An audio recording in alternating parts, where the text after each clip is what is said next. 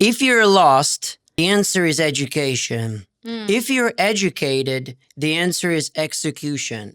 If you're executing, the answer is consistency. Because what you get there is a transformation, a coach, 101. I see completely a benefit of having 101 coaches. The importance of regulating your nervous system, that's very connected also. It's not just about like your mindset, it's about like how your body feels. So being very aware of like how your body feels about certain things. If you're like scared and you're having anxiety, it's like, okay, like how can I shift this? Like what can I start doing to get out of that anxiety? All right, everybody, welcome to Caffeinated Creatives. And in this episode, we have the one and only Dani Felt back today. And by the way, this is the first podcast episode that we're shooting. This might not be the first episode that's going to be dropping, but just so you know, this is the first one in 2026 with the one and only Dani Felt. Episode 2, welcome. Thank you. I'm so excited to be here. There's so much that we're going to talk about, a few things. You moved to LA. You're working on your second book, is it? Mm-hmm. And you're public speaking. You started public speaking, Mm-hmm. and you're working with artists. You're doing Mm-hmm. PR, right? Branding, PR, all the things. And let me see. What else have you told me that's new with you? The new song. The new song, yes. Yep. It was in my mind. It was on the top of my tongue. So let's start from the beginning. Let's rewind. A year and a half ago, you moved to LA. Mm-hmm. What inspired you to move to LA, and what were the first things that you wanted to establish? Yeah. So 2019, I launched a pilot for a TV show that I've been developing for over 5 years. And I realized that I felt in my intuition that I needed to go to LA to find the right production company to create that. And so that was like my number one goal for moving to LA, was to start connecting with the people in the film world, which is awesome because there's so many people in LA in film. So Nashville, I felt, was more music focused, which was great for like finding artists and like collaborating and making friends with musicians and stuff. But I wanted to be in another state to kind of connect more with the film world. Now, in terms of PR work, what do you do with artists? Sure. So when it comes to PR, we do a lot of podcasts. So we get artists on podcasts, like how I'm pitching, my clients to your podcast, things like that. Media placements, interviews, reviews, all that kind of stuff. Awesome. What do you think the top 5 things that artists should do in 2026? We're in 2026, just so you know. What do you think artists should do to get closer to their goals? Okay, I'm going to have to think about this for a minute. 5 things that artists need to do to get closer to their goals. In 2026. In 2026, not 2025. Exactly. Okay, let's see.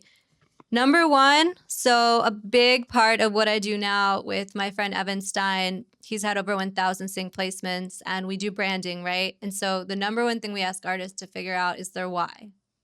Because if you don't know your why, then it's really hard to stay motivated when things are not going well, right? It's easy to compare yourself. And so when you understand your why and you think about, why am I doing music? Why am I doing whatever it is I'm doing? Not even just for music, for anything, right? So I'd say that's number 1. Start journaling on your why. So that's gonna be number 1.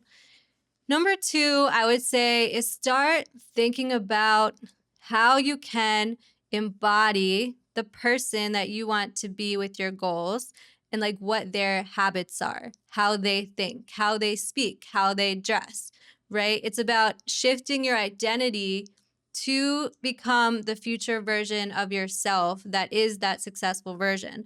So instead of just being who you are now, it's like, okay, if I want to be a really successful artist that's touring, like maybe I need to start getting in better shape, right? Like maybe I start going to the gym, maybe I start eating healthier and feeling better and having energy and reading books that feed my mind, etc. So I would say that's number 2, is embodiment, and start acting like the person you want to be. 3, figure out the people that you need to connect with to achieve your goals, right? So, for example, in Nashville, you're an artist and you want to connect with a producer and they can contact you to produce a song, because if you're an artist and you want to create a song, you need a producer, right? So it's like, okay, call Dani and let's figure out how this is going to happen. So that could be number 3, building your team and figuring out the key people you need to talk to depending on what your goals are. Number 4, I would say figure out something that you want to let go of, like a bad habit or a bad mindset or a bad belief, and like shift to something new. And don't take that into for the new year, right? Because it's just January 2026 now. So it's good to start thinking about, okay, maybe I don't want to start self-sabotaging again. Maybe I want to get over my fear. Maybe I'm scared to do performing a lot, which is something I'm not great with. So it's like, okay, maybe I'll go find more open mics to just start practicing and getting myself out there. So I would say number 4 is like dropping a habit and then doing another one. Number 5, I would say find the right mentors and coaches and people that can help you get to where you want to be, because like you can't listen to the people that haven't got to where you are. They're telling you it's impossible or it's really hard to do, or maybe you should just get this job and like drop your dreams, right? It's like there are people that have done what you want to do. So go find those people and hire them as coaches or consultants, or get them as mentors, or collaborate with them in some way and find a win-win situation and start learning how they got to where they are today. And that will shortcut your success 10x, 100x, I absolutely love all these 5 things Mm-hmm. because it kind of shows also what artists are not doing Mm-hmm. to get to their success. And one word that comes to my mind is habit. Mm-hmm. All these are habit things. You got to find and cut out the bad habits, just like you said, and good Mm-hmm. habits. Mm-hmm. And so you're an artist, you come to Nashville. How do you find the producer that you should work with? What Mm-hmm. are you looking for them in terms of values, in terms of habits that they have, or Mm-hmm. who's responsible for the end result, or the where the song is going to take them? Mm-hmm. I'd say artists need to have a really strong vision of what kind of artist they want to be before they even talk to a producer, you know? So for me, I found recently someone that does a lot of EDM stuff, and I was like, that's cool, let's try it, And before I did a lot more dark pop, and it's still like dark pop, but EDM. So it's about like what genre are they doing? Like if they're a country artist, not working with, an EDM producer, working with a country artist. And I would say one of the biggest traits I look for is confidence, a producer that is confident and knows what they're doing. Another one is they care. Like you can tell that they genuinely care about their clients, because there are some people in business that, you just feel like they just want to make money with you, but they don't actually like care about you as a Mm, person. I feel like mm, that's very common, in music and business. And you kind of have to like trust your gut. I also say it's like feeling into things, like I always say, like, does it expand you or contract you when you're around that person? Like, do they make you feel excited and creative and inspired, and like you feel like they can hit your vision, or do they make you feel like, oh, like I feel awkward, I feel stressed, or I feel like they're really negative, or just like they just want money and they're desperate, mm, there's a big difference. So I would say those 3 could be helpful. mm. I like your one of your other points that you talked about are the important defining questions to answer Mhm. prior to diving deep into the other elements. I Mhm. talk a lot about that when it comes to podcasting, Mhm. coaching folks who want to do podcasting, Mhm. because I think when you start something, you will go through a lot of these questions yourself. Like when I started my podcast, you were in season 1, Mhm. I wanted to get into the habit of constantly creating. I didn't want to overthink about all those ends, but I kind of wish I did. Mm. But it is what it is, you know. Yeah. I've learned a lot of things, a lot of habits, and getting into the habit. And one thing Mr. Beast said is try to change, improve one element every single episode.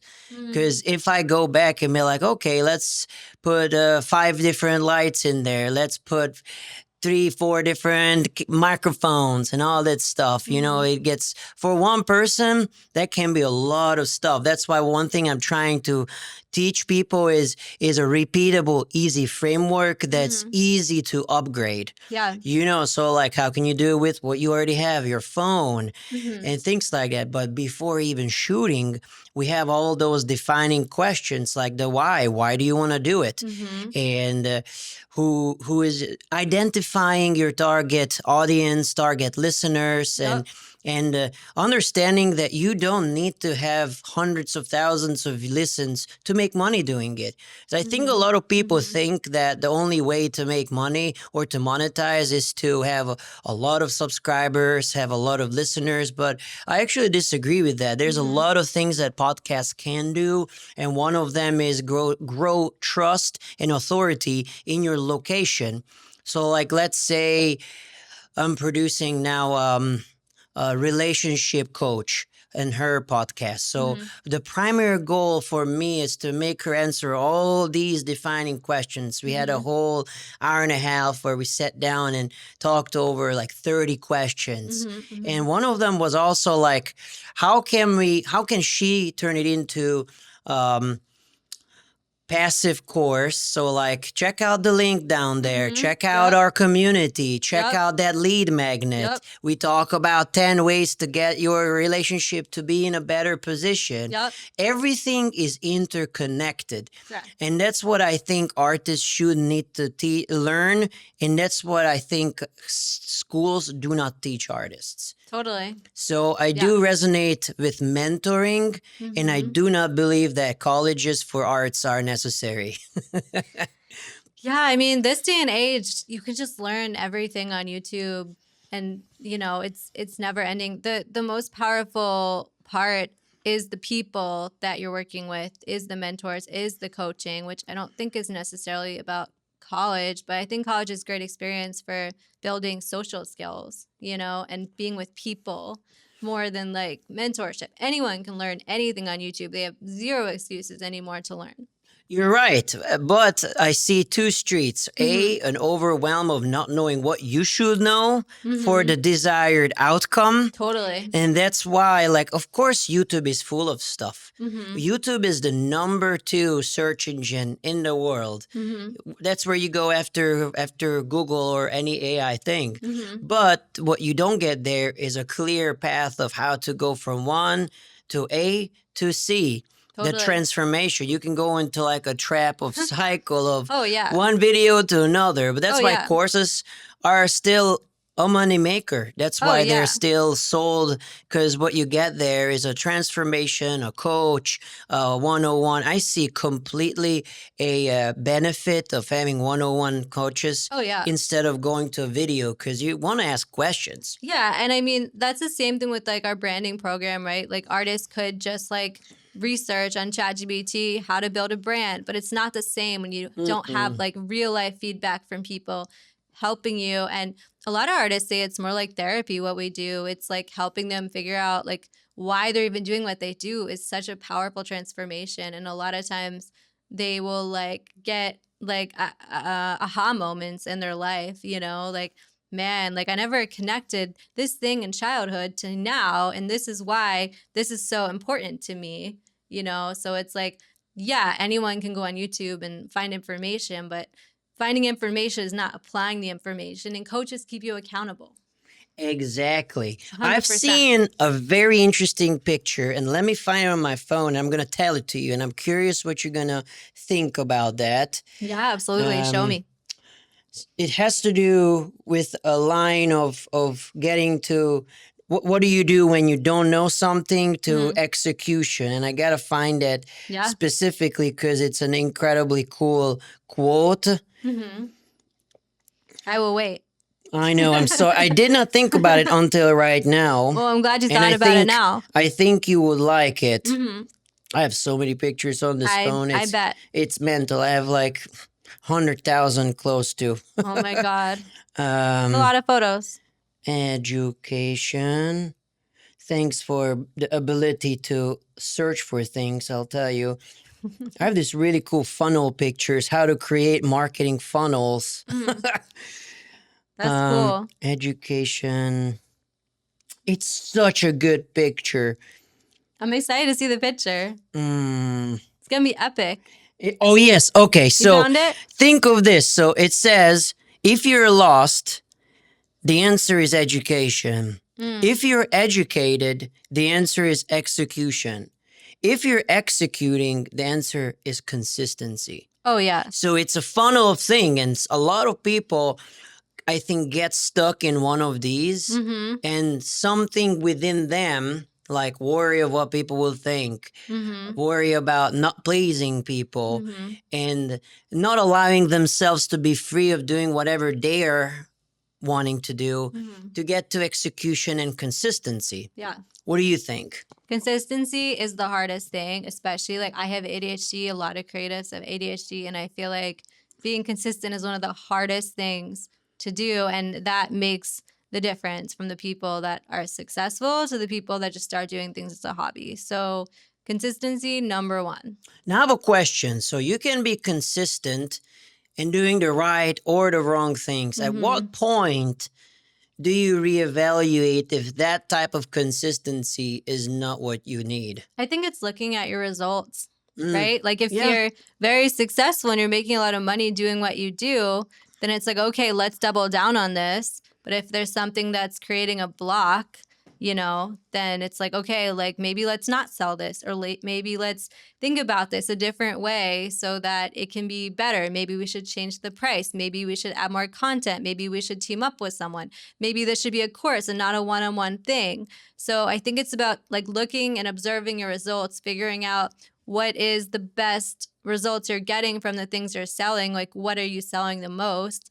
What are you selling the least? What's the hardest things to sell, and just evaluating. One thing I've learned is that packaging is one of the most important things, and the branding. It's kind of like interchangeable wording.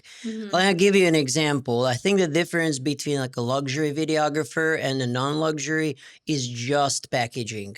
If you put on high quality suit, and it's the perception of the value. Well, it's also the embodiment of the person, right? Because if the person doesn't believe that they're worth charging the prices that they're worth, then they're going to have a really hard time selling it, because it's not going to resonate as truth with the people they're selling it to. They're going to feel this resistance. As opposed to someone like you who's been doing this for years and is like incredible. It's like, okay, like you've embodied being a videographer. Like that is your identity, or part of your identity. You're confident, you know what you're doing.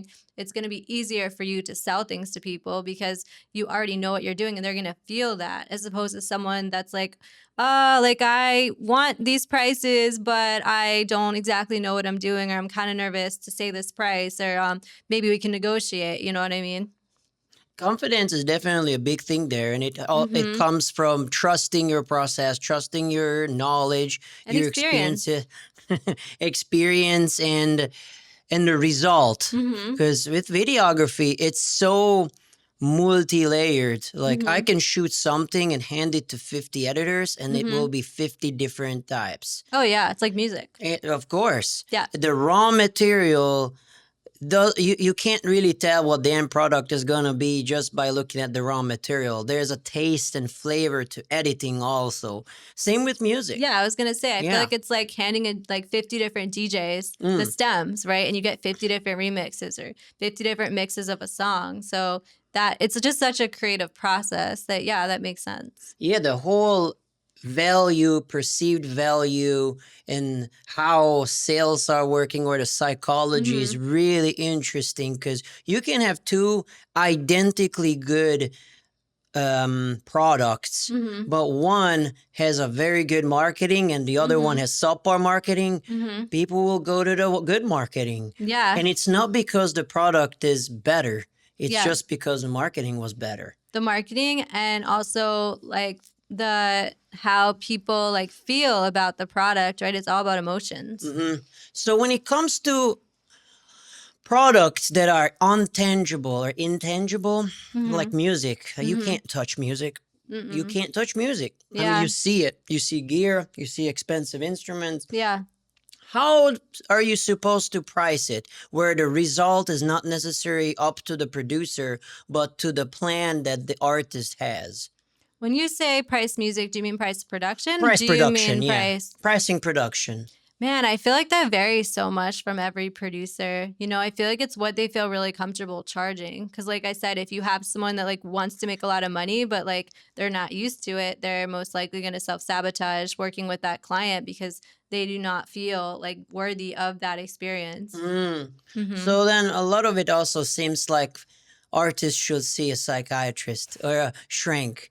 Let me tell you differently, because a lot of this has to do with oneself, right? The better I feel about myself, the more confident I am, because I can be very good at what I do, but I might be not confident, which means I have to work on myself, my presentation, how I'm looking, how all of it. So a lot of this is within oneself.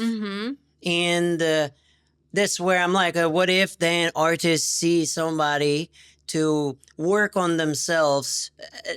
I want to hear what you think of this. It's like what you say, like manifestation coaches, like believe in yourself, even if other people don't believe in you. Things like that. That goes all into my book. Exactly. Oh, well, then this is a great time to talk about your book. What inspired your book and what's it about? So my book is called Becoming Unstoppable, the playbook for creatives and entrepreneurs. And what it is, it's a compilation of stories and lessons and affirmations and practices that I have went through in the past few years in business to help people understand, to learn from my mistakes. And the themes are manifestation, money, networking, building relationships, understanding your self-worth. It talks about walking away from people, walking away from situations, like pricing things, like all of the things. And it's really, it comes down to like what you believe you're even worthy of, you know? And so that's a big part of it, especially with pricing. That is a very important thing because I believe one of the hindrances that the old company of mine had was not manifesting some of those things. Like we were in a big loop of having the same type of clientele and not getting out of that type of zone. Well, it's also subconscious, right? So when it comes to manifesting, it's about what you believe subconsciously, which is like 95% of your life is run by your subconscious. So if subconsciously you don't believe that you're worthy of these clients, or you believe it's really hard to make money, or you believe like you're only going to be able to reach X level, and you keep believing that, it's like a self-fulfilling prophecy, and you're going to keep making decisions based on that subconsciously, not consciously. And then you're going to keep seeing the same results over and over and over until you start being conscious of like, okay, these are my new beliefs that I want to start telling myself versus like the opposite. Now, what's the antidote for that? When you notice you're in the same loop, same type of clients, you're underpricing yourself, people want more than what they're paying for. It's working on your self-love. It's working on like valuing yourself. Because when you value yourself, you're not going to let people disrespect you. You're not going to let people talk down to you. You'll let go of clients easier because you'll have that confidence, right? So that could be, okay, maybe I don't feel confident in my health, so I'm going to start eating better so I feel better. Maybe it's going to the gym. Maybe it's hiring a personal trainer. Maybe it's, you know, getting your hair styled or like working on that, or working on your fashion, like outer stuff that just makes you feel better. Maybe it's doing more tutorials and watching tutorials on production if you want to be a producer, or like reading books on like songwriting if you want to improve your songwriting, or taking sales training if you want to get better in business and just talking to clients. But it all comes to like building your confidence. I would say that's like number one, is building your confidence. Well, that reminds me of the years and years old saying, or old saying called, it takes money to make money. So same thing with this. I probably spent $400 creating a better background, and it looks awesome. Oh yeah, absolutely. And the thing is, sometimes I think the more worried we are, oh, I have to spend this much to make this. Oh, I have to do this. I have to do this. Then you are in the same loop. Well, because then you're thinking of what you don't think the benefit that it can bring. You're thinking short term. And I'm not talking about you, I'm talking about one. yeah. It's like, oh shoot, I gotta spend $400 to make my background look good. But instead of that, spending this much can up my value Mm-hmm. and not only make my life easier, that I'm gonna have a great setup Mm-hmm. and it's gonna be easy, but also the people that are viewing it, it's going to be a higher perceived value. It's about thinking about the value of the, like, what your values are, right? That's important. People spend money on what they value, so it's like, what is important to you in your life? It could be lifestyle, it could be tech, it could be food, it could be experiences. So it's going to be very individual depending on what other people value. But energetically, if you feel good about spending money on something, it's way better than if you have all this resentment, like you're putting out all that negativity. Like, you don't want to feel resentment paying someone because you're like, oh, I don't want to, because that's just like negative energy, right? So it's important to like feel into what feels good to invest into, right? Like, investing into all this equipment is really important for your brand and uplifts everything. And so I can't imagine you feeling bad about that. I don't feel bad Yeah, about it. exactly. I don't feel bad about it. I think it has to do with trusting the process. Mm-hmm. One thing I've heard an awesome saying that in order to climb up the ladder, Mm-hmm. let's say, or Mm-hmm. improve, you're gonna have Mm-hmm. to do things that scares you. Absolutely. If you do things that is always comfortable, Mm-hmm. you're not gonna really make drastic changes. Yeah, I would say like this trip to Nashville randomly. You know, it was like such a leap of faith. Like, okay, like let's see who's available and let's see what's realistic. And you could say, oh my God, you're spending money on a plane, you're spending money to do XYZ. But then it's like, okay, what's the ROI? It's like the relationships you're rebuilding with the people that could last for another year of like, versus just like doing everything like virtually, right? So you never know how that person could now think of you that you spent the time with to go to that coffee shop 5 months later and they have an opportunity for you. Because I do feel like in-person relationships are so important this day and age, as opposed to just everything virtual. So if you really want to go talk to someone, I do recommend trying to meet with them in person if you can, if you really value that relationship. I completely agree with you. Like with the world that we're living in, with the AI and all that stuff, a lot of people are having very Polaroid views on just the technology itself, and oh, my work is gonna be cut out, or I'm gonna lose jobs and things like that. Mm-hmm. You entertainment, I think you will never experience entertainment with AI that you experience with personal, like Mm-hmm. playing with somebody, Mm-hmm. working with somebody. Mm-hmm. AI is an aid. Yeah, it's a And tool. and what it does, it makes things a bit easier. Mm-hmm. Like what you have in your pocket. You have a phone, you can take pictures, but it Right. doesn't make everybody, those millions of people, a photographer. Same as Totally. using Suno is not going to make people a songwriter. Mm-hmm. They Mm-hmm. could think so, and Mm-hmm. it is okay. Yeah. I am personally, I don't care. I don't have bad feelings. Yeah. It is what it is. Well, I think AI in the age of AI, I just feel like it helps people value human creativity more and human experiences more and human relationships more. So we become even more valuable. Coaches become even more valuable because yes, knowledge you can just look up on ChatGPT or any of these places, but like as coaches, as mentors, as businesses, like we have experience, we have relationships. So people aren't just hiring us just for knowledge. It's not just about knowledge, it's about embodiment. Like that person lived that thing that you're trying to do, or they know about this thing, or they can give you a new way, or they can connect you to someone, etc., etc. So just everything like person to person, I feel like is so much more valuable because of AI now. Exactly. Yeah. I think it's an incredible tool, and people who resist it, I think they're going to have a hard time competing. Yeah. Because more and more and more and more businesses are going into an AI powered business. Mm-hmm. And if you're against it, and I've mentored a young individual who's neurospicy, and he's like incredibly against it. And I was I wanted to invite him and, hey, come check out how I incorporate it. And he was completely against it.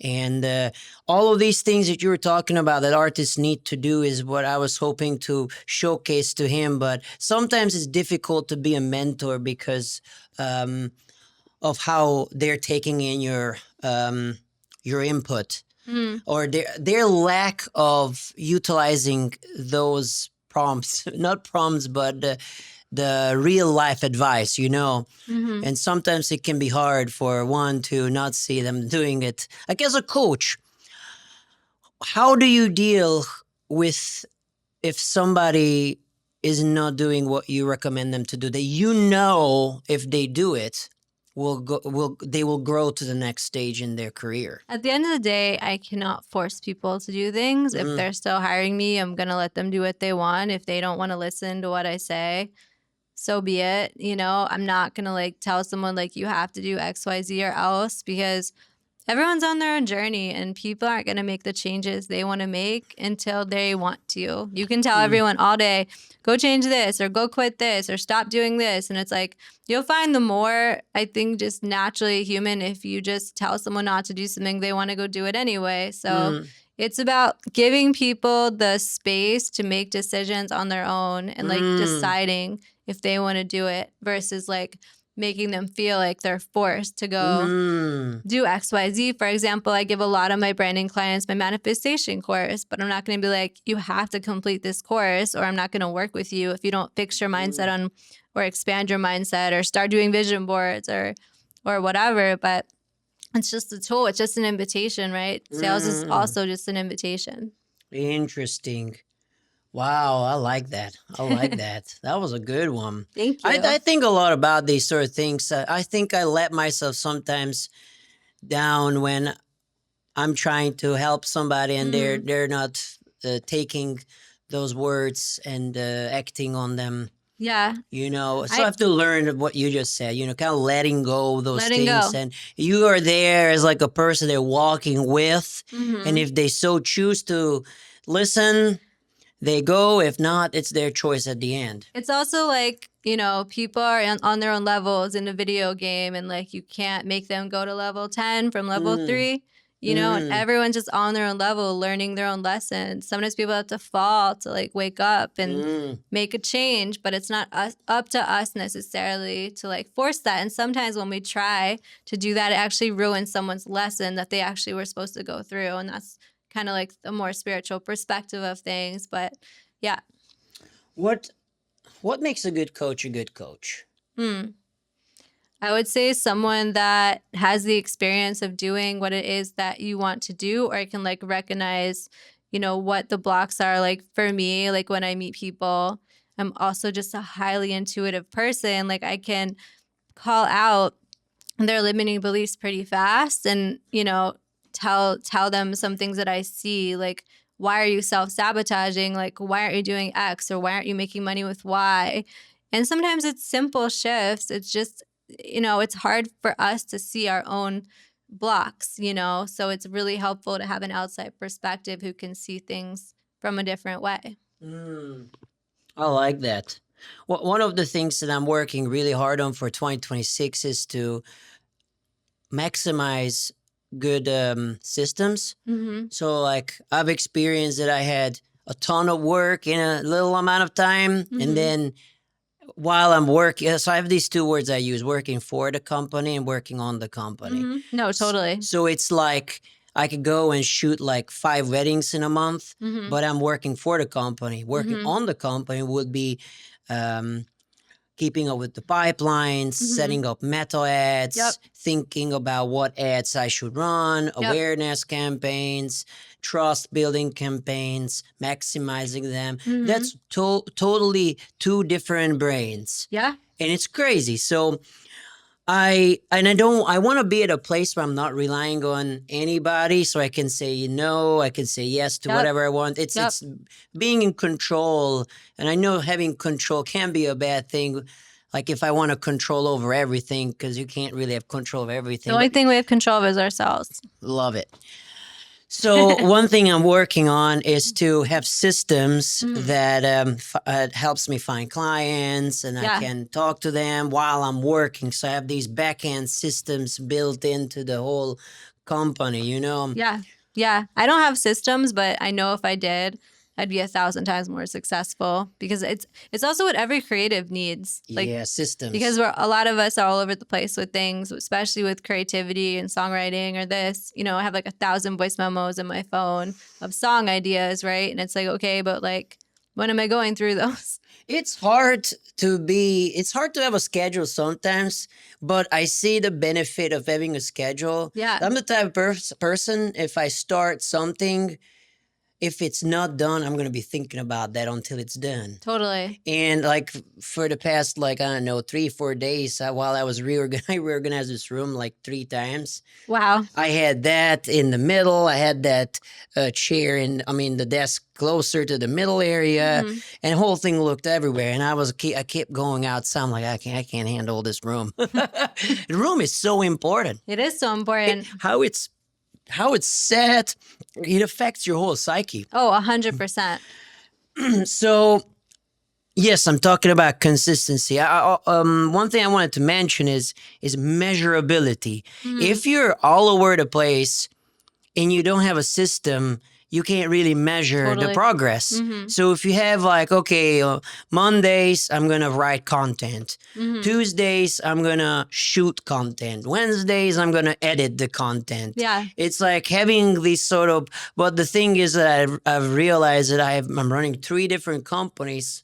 And if I'm doing a lot of weddings, then it shifts. So Yeah. it's got to be somewhat of a movable schedule, but having schedules, Mhm. accountability, and a way to measure the success Mhm. and to go towards some kind of a goal is necessary. It's also important, like as an artist, to keep track of your fans and who's paid you in the past, right? Mhm. Because if you want to launch something like Patreon or any kind of subscription service or community like school, it's so important. I tell artists sometimes, like, do you have a list of all the people that purchased your merch in the past? Can you go into PayPal and export all the names of the people and how much they've paid you so that in the future you have that with you and you can approach those people a lot easier than not knowing like who you met 3 years ago that Venmo'd you, and maybe that person's gonna buy your tour in the future. Exactly. It's the finding the lifetime value of customers. It's again, like I just used a word that I've learned from not in school, from Alex Harmozy. Yeah, there you go. There you go. It's that's the funny thing. Like I've learned more about business and how to sell like what I'm doing from not even in school. And I Yeah. think I've used like probably fraction of what I've learned in school. Totally. So that's where I value a lot of coaching. What you said was find somebody who's good at what you want to be good at and work with that person. That's Yup. way cheaper than going to college. It's true. And that's the truth. Like It's true. I It spent is so true. much money, and we talked about it earlier. And even though I got personally like a scholarship, Yeah. I still ended up having to pay a bunch back, and still same boat that Jordan was in. But and that's the thing. What's crazy is students going to schools coming out with $100,000+ that they have to pay back. Yeah. So you're not only in zero, but you're starting life with a minus. Yeah. Yeah. Which is crazy to me. Yeah. Wouldn't the economy better if they? I guess it wouldn't. I don't know. I don't have much to say on that part. Yeah, I talk a lot about this because I want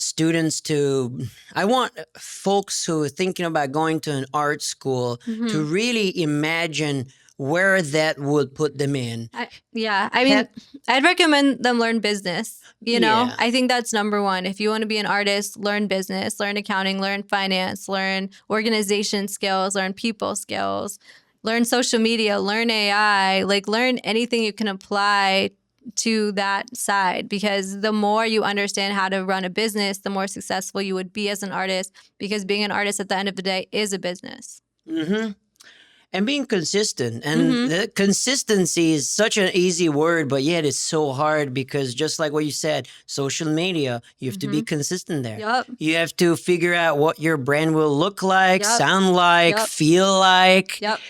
And it's not just that. You have to optimize it everywhere. What's your YouTube channel going to look like? What are all the shorts? And also, what are they doing? What do you want people that look at it to do once they listened and watched your stuff? Call to action. Because if you don't have a call to action, then being a viral content creator is meaningless. Absolutely. And sorry, let me restart that. I have a good friend. Uh-huh. We went to the same school and he became super viral.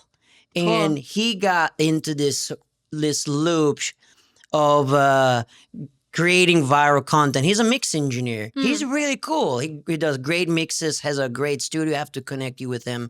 Joel Gardello. Check him out for mixing work.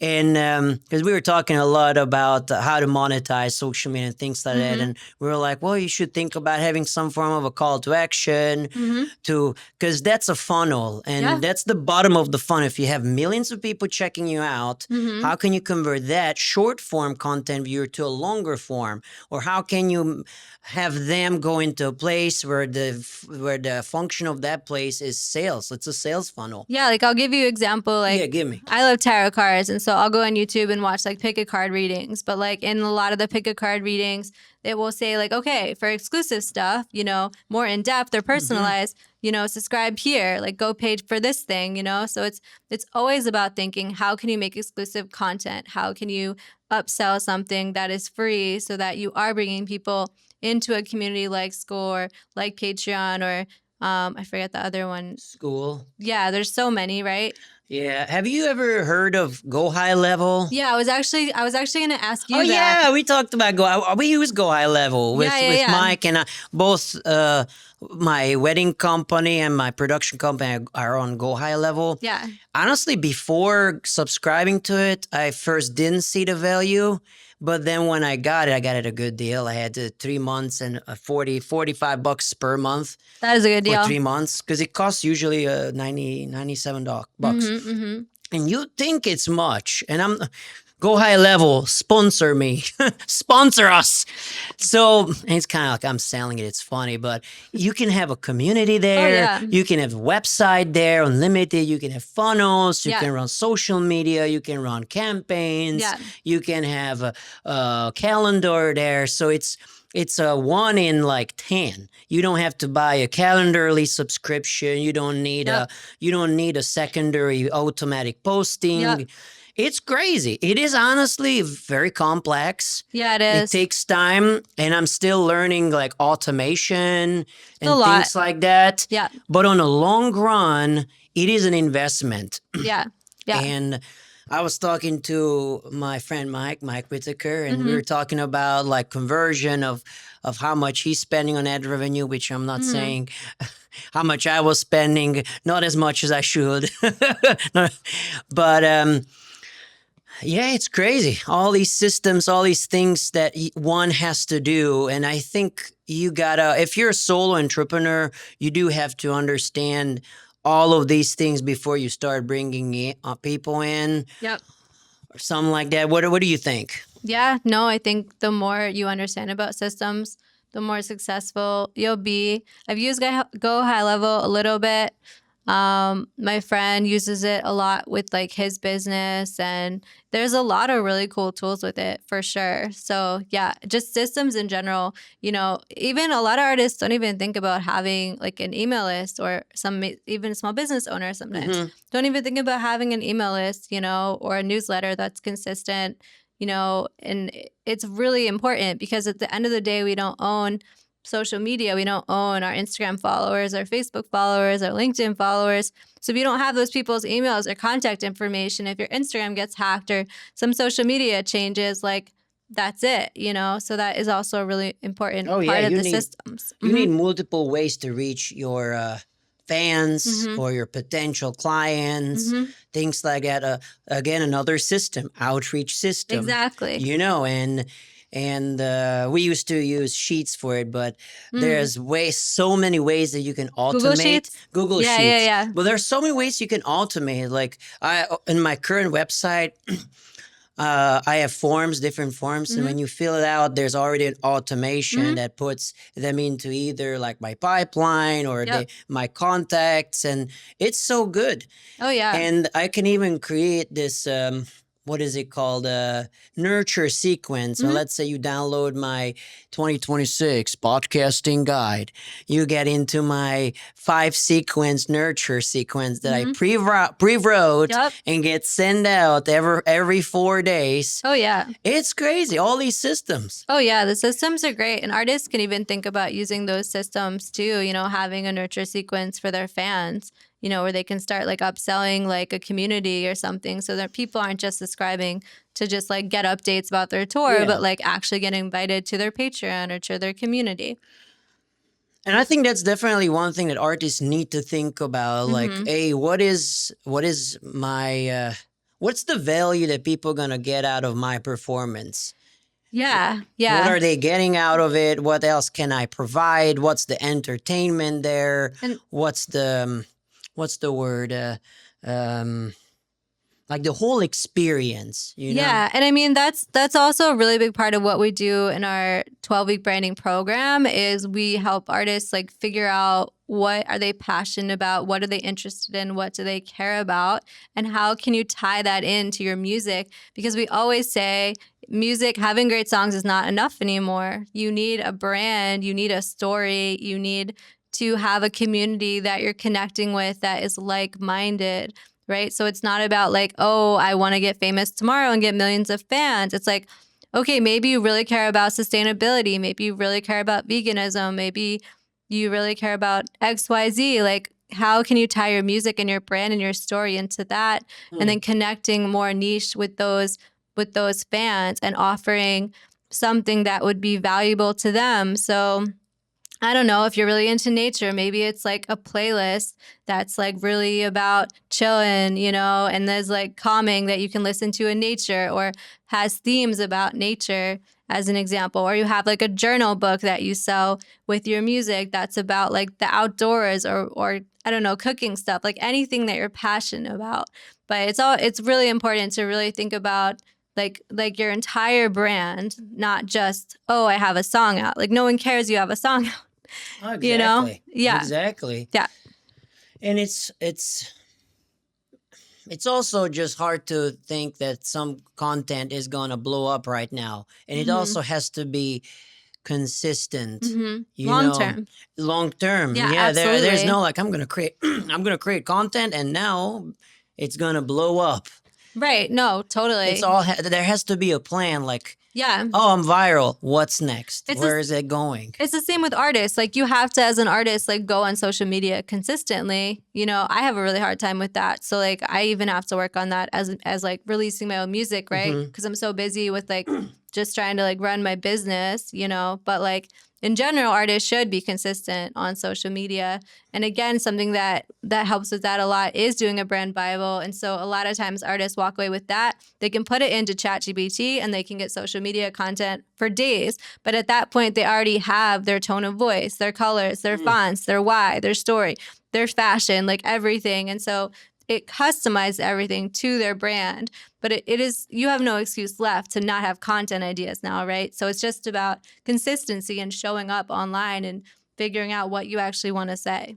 Unless you're too worried of what people think, Yeah. then your hindrance is going through that hump Absolutely. and releasing.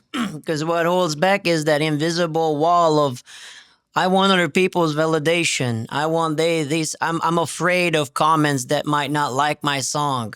All these invisible walls. Oh yeah. I mean, and that goes back to my book too. Like it's so important about the mindset piece of it, and figuring out what is in your way. For me, fear has been a big theme in my life. Just looking like, oh, I'm afraid to do this. I'm afraid to go on stage. I'm afraid to do that. And I was terrified of doing that. And then, working with Evan, we started getting booked at colleges and speaking about branding. And the first time I was on stage, we were in this classroom and it was like all these people on Zoom and all these people in person. And we had to just start talking. And I was like really nervous, but I said, you know what? just because you're afraid to do something doesn't mean you shouldn't do it. And it's usually what is on the other side of fear is your next level. So it's like you have to go over that bridge. I love it. And it's a journey of the self. 100%. That's why I said having knowledge is one thing, but actually walking towards it with newfound knowledge and consistency is what gonna bring you the next level. Yeah. You can consume all the knowledge of the internet. It's like AI. If you don't type anything into it, it's not gonna give you a single thing. Right. It might be like, smart or not smart. Yeah. Yeah. All I'm going down to is what you said. So without the necessary steps, you're not gonna, go to the next level. It's also important, especially with money and success, is the importance of regulating your nervous system. That's very connected also. It's not just about like your mindset, it's about like how your body feels. So being very aware of like how your body feels about certain things. If you're like scared and you're having anxiety, it's like, okay, like how can I shift this? Like, what can I start doing to get out of that anxiety? Do I need to move my body? Do I need to go running? Do I need to go listen to music to calm me down? Do I need to start incorporating meditating? Is it the food I'm having that's causing like all this like bright like sugar, and like ADHD is like the worst, and it will block you from like being able to perform at your best. So it's also just like really important to figure out like how you can regulate your nervous system. Also like being really emotionally aware, right? Like not flipping out about things, and like being centered and being grounded and making decisions intentionally. That's also really connected to your level of success.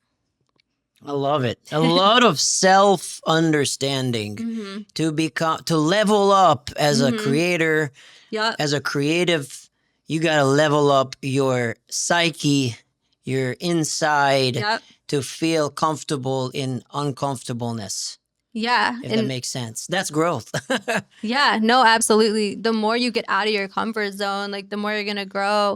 I just always see life like a video game. It's like you have to like keep going and go to that next level. And maybe that next character you're fighting is fear or self-sabotage or unworthiness or building your confidence. Now, question, how do you validate if an idea of a service is good? Give me an example.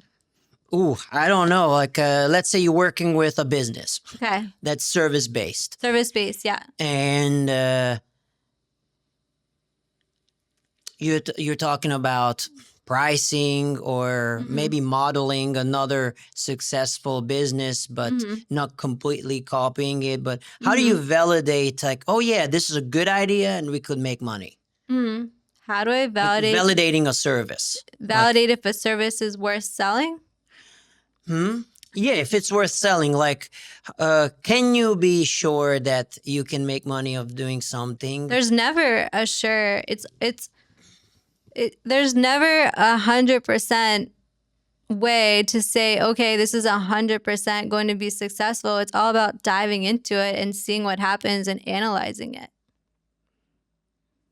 Like, for instance, there's a ton of videographers here, and you look at their ads, and I do a lot of market research. Yeah. Like, it's so important. Like, I look up my competitors, their prices, their gear, their aesthetic, even their ad copy. Yeah. Like, I even took screenshots of ad copies and smart. analyzed entire lines. Because I was wondering, should I put prices in there or should I not? Because pricing can be a filtration, right? Absolutely. If somebody sees wedding videography under $3,000, like what is under $3,000? If their budget is below $3,000, they might contact me. But if they're not, they could be either price shopping or they're already outside of my range. Price shopping aren't always the best clients though, right? If they're looking for the cheapest thing, you get what you pay for. And usually not artists, but people in general, artists, clients, whoever, and a lot of times the people that invest more are like the easier clients to work with in general, and they're more all in, as opposed to the cheaper clients. Sometimes you'll actually find the hardest time to work with them because their mindset is not at that place. So they're even nervous spending the small amount of money. So it just makes everything harder. And then they have really high expectations sometimes, when they're not paying for that value or not, you know what I mean? So Yeah, I do. I've Yeah. had the hardest experience with cheap clients Yeah. and the best experience with higher paying clients. Well, it's also the people that spend more money, that are more successful, have embodied different belief systems and different perceptions of spending money. So they don't usually feel the same fear and anxiety that people do that are still struggling and are still trying to that have anxiety even spending money in general. So they're going to be more confident because they're people that make a lot of money usually spend it from a more confident place. Like, okay, this is what I want. This is the person I want to hire. Let's go. As opposed to I'm not sure, maybe this was a bad idea. Why did I do this? Maybe I should do X payment plan and whatever. So it's just a different embodiment level of the people that are making that money. So it's easier to work usually with people that are spending that amount. Now, my question is, when you work with, let's say, businesses and they're stuck in that scarcity mindset, and you know that their services are good, they're valuable, like they're similar companies that charge 10x maybe of the same thing, and the value is equal, but that person is not going to the next level because of those limited mindsets. What would be the first few things you would change within that person to go closer to their end goal? I mean, I'd recommend them doing our branding because it focuses first on their why. And when you figure out your purpose for what you're doing, you become more confident and you feel like it's serving more value to people. So it just shifts their So perspective. the why. Okay, so let's do that exercise with me with weddings. Okay. Let's go through. Let's go through Ask it. me. Sure. So Putting me on the spot over here. why do you film weddings? To capture their raw emotions and to have that for their entire generation. Let's say they're old, they have grandbabies, and they want to see their wedding, their love story. So that's why they might hire you, but why do you do it? Oh, why do I do it? Yeah, why I love capturing emotion. I'm an emotional sucker. Why? Why do you love capturing Why? emotion? Well, looking back at my own family, I wish I could see those types of memories. I wish I could see a lot of videos instead of pictures. We have a lot of pictures, but I can't hear myself talk. I wish I could see myself, my birthday parties, videos. I always have the memories of how cool they were, but I can't show them in video. Why is that important to you? It's part of yourself. It's part of who you are. It's part of what makes you you, and why do you want it has a warm feeling to think about those sort of things. Why do you care to help other people with that? I love all the why questions. Because it's your life. It's your life story. But why is that important to you to help people? Why is it important to me? Yeah, why is it important to you to help people? Capturing their wedding. Why is that important to you? It makes me happy to capture somebody's history. Why does it help people? Why is that important to you to help people? What? Say it again. Why is it important to you to help people capture their memories? Why is it important for me to capture other people's memories? Yeah, why is that important to you? Why does that get you out of bed? Why does that matter? Ooh, it's a hard to answer. I love doing it. I am so enthusiastic doing it because it fills my heart with happiness. There you go. To every time I'm shooting like a first look, I cry a little. It's just such a beautiful, so it's like beautiful fulfilling, thing. right? It's fulfilling. Yeah, exactly. I become part of their family for a day. Yeah. At least. Yeah. And I feel their emotions. I see their emotions. I hear their emotions. And I mean, I cry, you're helping. And to me, I'm doing it for me also. Yeah. Because I feel part of their family. Yeah, you're making a difference. If that makes sense. You're helping make a difference. Yeah. And I want them to look back and relive their emotion as if that day was their wedding. So when businesses are just like, I just want to make money, that's not usually a powerful enough why to keep them to keep going. But when you have something like, I'm making videos for weddings because I am making an impact that is a lifelong impact in different people's lives forever from doing this one thing to make a difference. That's a powerful why. Mm. And to be honest with you, it's hard for me to create packages there because I want to give them my best. Yeah. Like I have 4 cameras, I have 6 recorders, audio recorders. Like I think about backups, I think about everything. And when I see all the other people have all these limiting things like, oh, you only get like a 5-minute highlight reel with no audio and things like that, I'm like, It's probably not their passion. I It might not be their passion. It sounds to me like it's your passion. It's But- something you deeply care about. What's interesting is if you look around what people do, that seems to be standardized. Like a 5 to 10, 14-minute long highlight reel, and they can be very good. Don't get me wrong, but Yeah. it's not necessarily about being cinematic, creating a movie, which I can.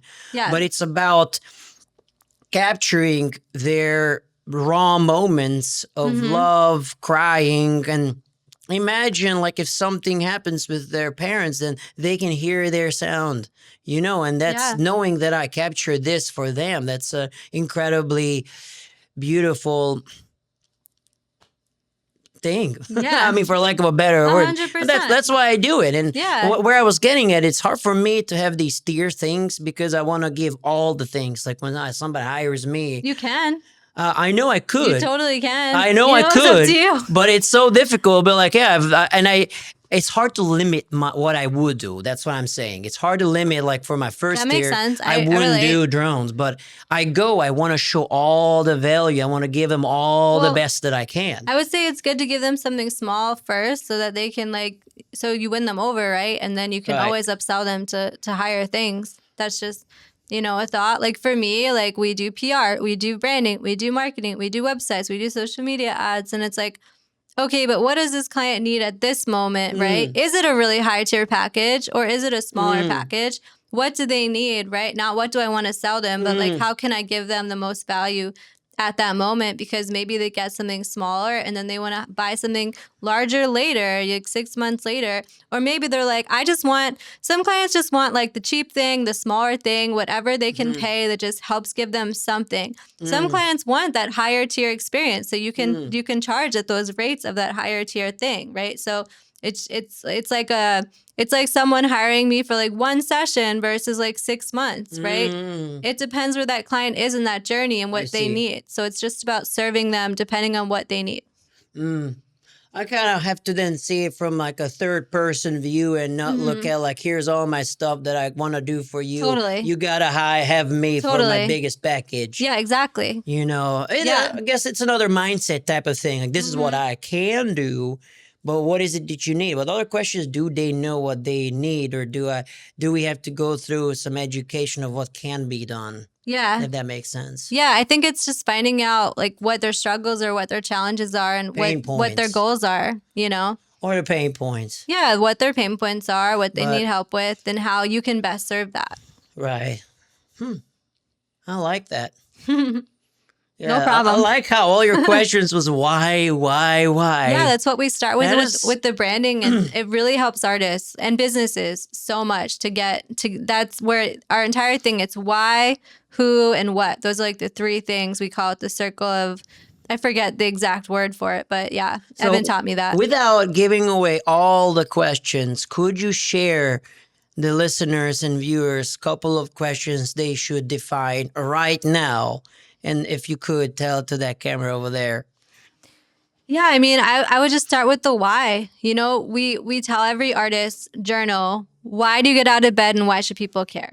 Those are like that's the first step we ask every artist, every business to write, to journal like a page, 5 pages, and really dive deep on that because it makes such a difference. For me, when Evan was helping me with my why as an artist, because we did the brand Bible for Dani Felt music, it was about, okay, like no matter what I do in my brand, whether it's podcasts, books, speaking, music, it's all about empowering other people and inspiring other people. And that's like the theme, right? No matter what. So it's just like figuring out your why is so important. I love that. Now, Dani Felt, the red carpet is yours. I'd love you to tell people what they want to know about you, what you want them to do after this, where they Sure. can find you, Yeah. what's next for you. So Yeah. here you go. Yeah, make sure to follow me on all social media platforms. Dani Felt Inspires on Instagram, Dani Felt on Spotify, CaliConnector.com on my website, Facebook. I think it's like Dani Cali or something like that. Trying to think what else. Look out for my book that will be out probably close to the time that this comes out on Amazon. It's called Becoming Unstoppable, a playbook for creatives and entrepreneurs. Check out my podcast, the Dani Felt Podcast. If you just want to feel inspired, it's like 5 to 15 minute episodes. It's super short. Dani Felt Music, if you want to check out my music. And if you're trying to do branding, definitely email me, Dani@DaniFelt.com, as well as PR stuff. So yeah. Awesome. Is there anything you would like to share? Yeah, I mean, always, right? Always. And this is part 2, because part Part 1 two. was early 2024, right? Yes. So we'll probably have to hop on another one when you're back in LA and doing an online one, and check Yeah. in and things Yeah. like that. But I Yeah. so appreciate you for coming. There's so much wisdom that you shared, not only with me, but with the listeners and viewers. There's always so much to learn. That's the one thing I want people to know. When you're an artist, don't stop learning. Oh yeah. Learn and execute and be consistent. Absolutely. I That's- think you said it all. Yeah, well, I need to learn from myself. Yes. All right. Thank you so much for listening and watching. This was Caffeinated Creatives with Dani Felt, and check out the upcoming episodes, and I'll see you in other videos. Thank you so much. Thank you.